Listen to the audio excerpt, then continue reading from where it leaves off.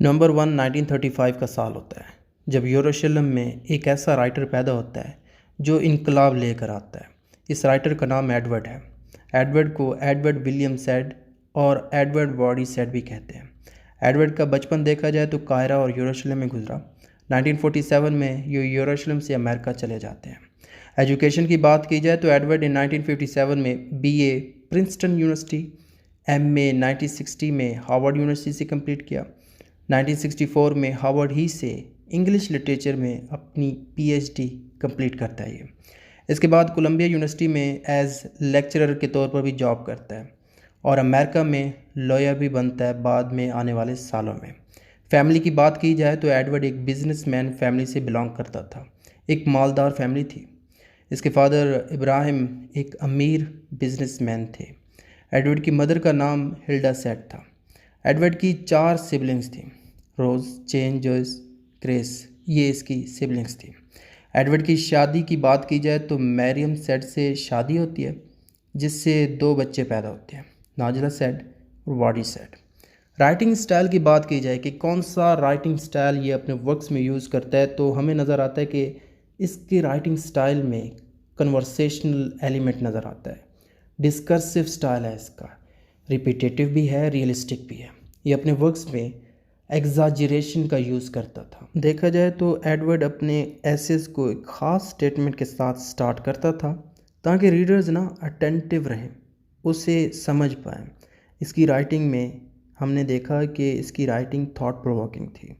Major works देखा जाए इसकी ज़िंदगी में जो इसने लिखे हैं उसमें कल्चर एंड इम्पीरियलिज्म था, orientalism, the world, the text and the critic, humanism and democratic criticism, on late style, covering Islam, culture and resistance, the pen and the sword, ये इसके मेजर वर्क्स हैं जो इसने अपनी ज़िंदगी में लिखे।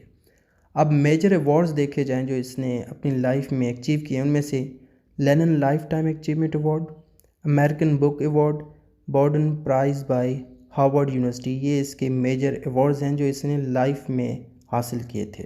इसके बाद बात करेंगे मेजर थीम्स जो इसने अपने वर्क्स में यूज़ किए थे। तो हमें इसमें नज़र आता है कि वेस्टर्न कंट्रीज़ के प्रेजुडिस पे इसने बात की, उनके जुल्म और इनजस्टिस सिस्टम पर इसने खुलकर बात की।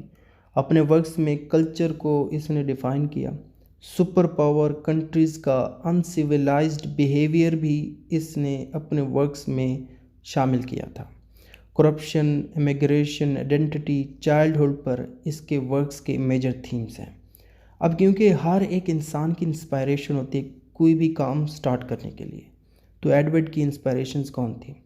देखा जाए तो एडवर्ड अपनी लाइफ में ना जिन राइटर्स से मुतासिर था, इन्फ्लुएंस था, इंस्पायर्ड था, उनमें शेक्सपियर था, फ्रांस था, माइकल फोकल्ट था और नॉम और कार्ल मार्क्स जैसे बड़े नाम, बड़े राइटर्स नज़र आते हैं।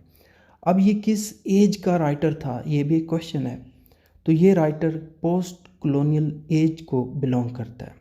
शायद यही वजह है, अपने वर्क्स की वजह से ये राइटर पोस्ट कॉलोनियलिज्म का फादर कहलाता है। Father of post colonialism Edward said को कहते हैं, क्योंकि 1978 में ना एक वर्क पब्लिश हुआ था ओरिएंटलिज्म, जिसकी वजह से ना इसको बहुत ही शोहरत मिली और शायद यही वजह कि एडवर्ड को ये टाइटल दिया गया। एडवर्ड की एज के ये कुछ मेजर राइटर्स दिए गए हैं आपको। और इसके बाद रीज़न ऑफ डेथ की बात की जाए एडवर्ड की, तो कहा जाता है कि एडवर्ड कई सालों से लुकेमिया जैसी बीमारी से लड़ रहे थे। आखिरकार इसी बीमारी की वजह से एडवर्ड सितंबर 25, 2003 में इस दुनिया से चले जाते हैं। लेकिन आपको पता होना चाहिए कि इसी दौरान अपने आखिरी सालों में लुकेमिया जैसे मर्ज़ के होने के बावजूद भी ये राइटर, ये ग्रेट राइटर दिन रात काम करके अपनी आने वाली बुक्स को कंप्लीट कर रहे थे। ये books on late style, from Oslo to Iraq, humanism and democratic criticism थे। अब इसके बाद बात की जाए कि कहाँ दफन किया गया था एडवर्ड को, तो एडवर्ड को लेबनान प्रोटेस्टेंट सेमेट्री में दफन किया गया था। उम्मीद करता हूँ ये टॉपिक आपको पसंद आया तो अपना फीडबैक कमेंट में देना ना भूलिएगा